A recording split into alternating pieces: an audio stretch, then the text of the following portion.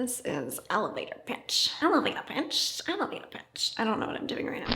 Let's talk about how to create an elevator pitch that doesn't suck, that doesn't make you sound like a robot or a piece of junk mail or a spam email. If you have ever felt awkward or clunky when you are telling people what it is you do, you're not alone. In fact, I hope that you will drop a comment below with the word robot if you've ever felt this way. You know, we're taught that an elevator pitch is what you're doing to try to convince somebody that they want to work with you in as little as 30 seconds. The time it takes to go from the ground floor to, level, 5, 10, 15, however long 30 seconds takes in an elevator.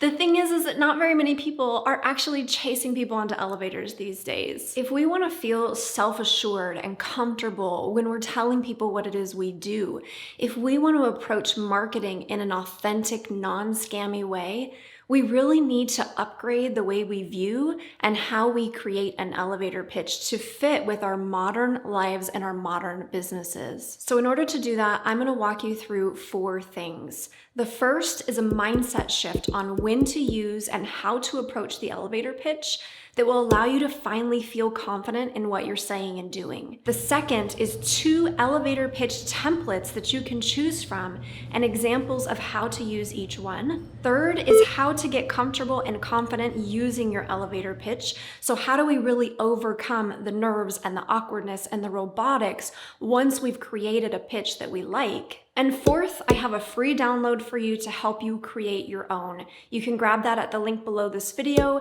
if you want to follow along throughout the video, or grab it at the end to do the exercises for yourself. So let's start off by shifting your mindset and your approach around the elevator pitch.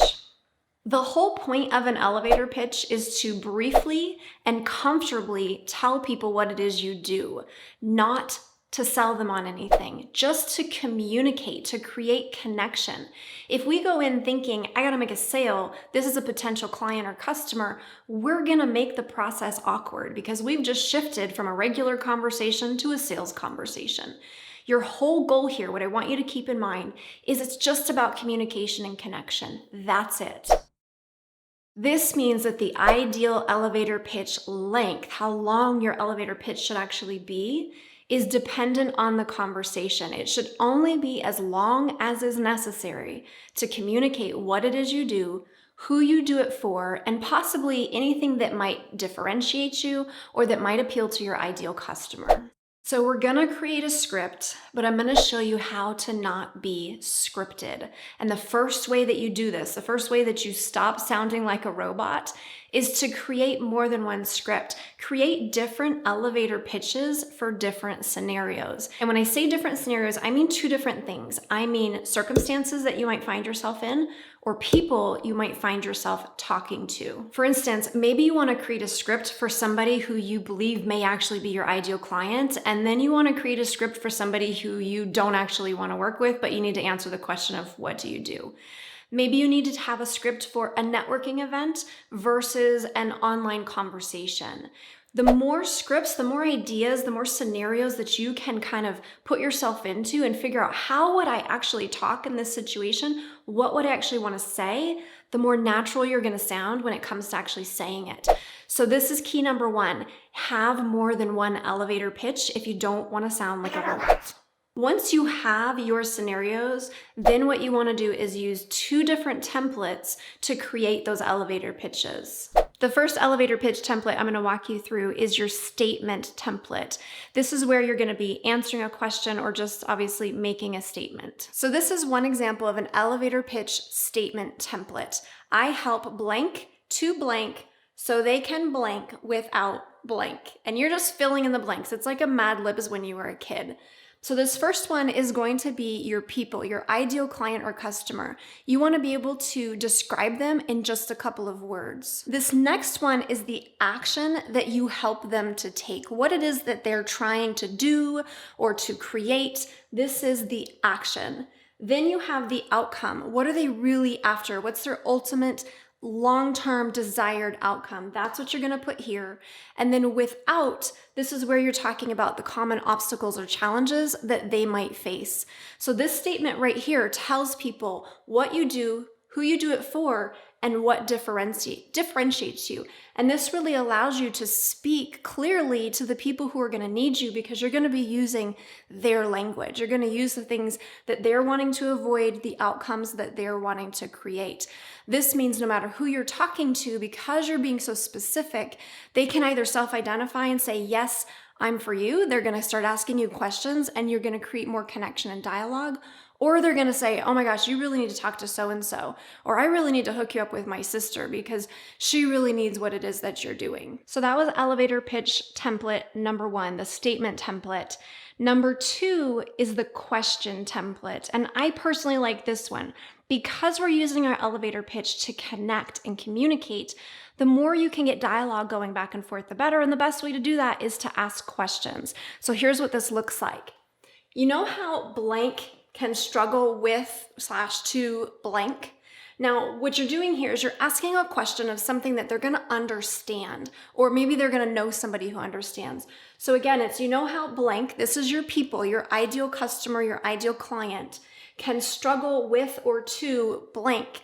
This is their biggest pain point, their problem, the challenges that they're really facing.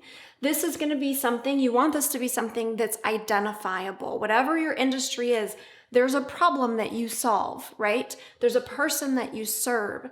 Ask it in a question form and then pause. Like literally, I have to remind people of this all the time. Pause. Let somebody engage with you, let them say something back. Maybe they're just gonna say yes, or no, I've never really heard about that before. And then you're just gonna enter into a dialogue. But at some point after you've paused, after they've answered, you're gonna say, well, I help blank to blank, blah, blah, blah, like we did with the statement question, right? So oftentimes with the question template, I'm actually using the statement afterwards. Now I do wanna say, in the statement template and here, oftentimes the templates will say something like, I help, but you can change the word help to anything that works for you. I provide, I offer, I create, I answer, I teach, whatever it is that you do that best describes what you do, that's the word that you want to put here. Now, again, these are just your templates. If you download that unawkward elevator pitch template download that I have below this, you're going to see these written out in multiple different ways. So you can really get a lot of examples of different ways you can use this same template. So make sure you grab that, and let's move into number 3. Okay, so now that you have some ideas of how to write out your elevator pitch using the different elevator pitch templates, let's now talk about how to get comfortable before you get into these scenarios and start sounding awkward. Number 1, I want your elevator pitch to use what's true and to not exaggerate the facts. A lot of times we're taught to make these elevator pitches, these big, juicy, sexy things, but it kind of pulls it away from what's true. If you're making promises in your elevator pitch that you know you can't deliver, you're not going to feel comfortable doing it. So just make sure, look for proof, look for facts, look for results that you've actually gotten, your clients, your customers. Look for happy feedback or testimonials you've received, and use that to help you create or tweak the templates that you've already created. Number 2, once you have your elevator pitch templates written out or filled out, it's really important that you then say them out loud so that you can actually rewrite them in your natural voice. What we put on paper is often much more structured, much more formal, much more fancy than how we actually talk in real life. So if you're standing in front of your next door neighbor, you're not gonna wanna sound like you're super professional. You're gonna wanna sound like you're talking to your neighbor. So word those things correctly. Imagine yourself in the scenarios that you've listed and actually talk like you would talk in those scenarios. Number 3 is to practice your elevator pitch 100 different ways, 100 different times, and as though you're talking to 100 different people. Again, we're trying to get creative. We're trying to put our brain into all these different scenarios, because the more you practice different scenarios, the more comfortable you're going to feel when any scenario comes up. Maybe you're going to practice 20 scenarios, and the 21st scenario that you didn't practice is the one that you're going to actually find yourself in.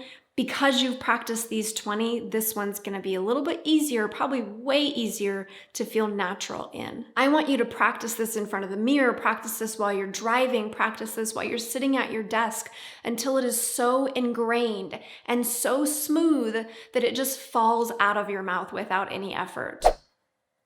Again, to help you to do this, grab the unawkward elevator pitch template in the link below the video. Not only do I have both of the templates in there, but I have multiple examples of ways to use the templates, to rearrange them and to really make them your own based on different industries, based on just the way you might say things, based on what's going to sound most natural for you. Now, these are just examples. You really get to get in there and play with it and make it your own, but hopefully this elevator pitch template will help. And if you are brand new here, my name is Tara Wagner. I am a belief breakthrough coach helping female entrepreneurs to crush their goals, not their soul, by getting their heads, their hearts, and their habits in the right place. If that sounds like your jam, be sure to subscribe, hit the bell for notifications, give this video a thumbs up to let me know that it was helpful, or drop me a comment with any comments, questions, thoughts, anything like that that you have for me. I would love to chat with you in the comment box. Also, be sure to share this with other female entrepreneurs because feeling awkward when it comes to an elevator pitch is so common, but it's so easy to overcome if we just know the right steps. So thank you so much for all of those things and for your help and support in this channel. If there's anything else I can do for you, let me know. Have a beautiful day, and I will see you in the next one.